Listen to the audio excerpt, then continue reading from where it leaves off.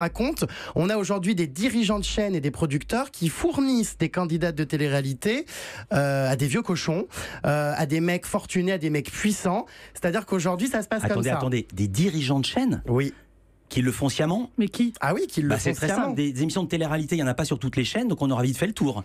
Ce que vous dites est très grave. Il y en a quand même pas mal. En tout cas, ça se passe comme ça. C'est-à-dire qu'aujourd'hui, on a des messieurs qui regardent des programmes, qui repèrent une candidate qu'ils trouvent, ma foi, sexy, et qui après, de par leur contact, appellent ces chaînes et demandent clairement, voilà, cette jeune fille me plaît, est-ce que tu peux me mettre en contact? Et je l'ai vécu, je l'ai vu. Vous parlez de dirigeants de chaîne, vous parlez de qui? Et est-ce que vous avez déposé des signalements à la police? Puisque vous êtes au courant d'agissements graves que vous dénoncez sur notre antenne aujourd'hui? Je n'ai jamais déposé de signalement à la police parce que c'est pas à moi de le faire.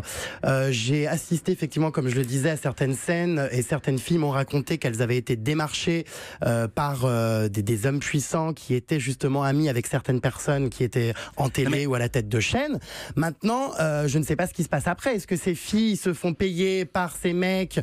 Est-ce que ces filles, ma foi, vont plus loin? J'en sais rien. En tout cas, je sais que ça existe et qu'aujourd'hui, on est quand même dans une espèce de réseau dans votre livre, qui s'étend énormément. Dans votre livre, vous allez même plus loin que ça. Vous dites la télé-réalité est un catalogue de prostituées et vous ajoutez: je compte sur les doigts d'un moignon les filles qui n'ont jamais tapiné. Effectivement, c'est une expression qui est un peu forte, mais pour avoir vécu et pour avoir vu finalement toutes ces candidates qui ont sombré, on va dire, bien dans les pièges de la télé-réalité et qui se sont faites embrigader, je me suis vraiment rendu compte qu'il y en avait énormément. Et c'est très important qu'aujourd'hui les jeunes se rendent compte que ces filles, ma foi, qui posent comme ça sur les réseaux sociaux avec des sacs de marque, dans des jets privés, dans des palaces, eh bien ne gagnent pas de l'argent via les programmes de télé-réalité et ont des business souterrains.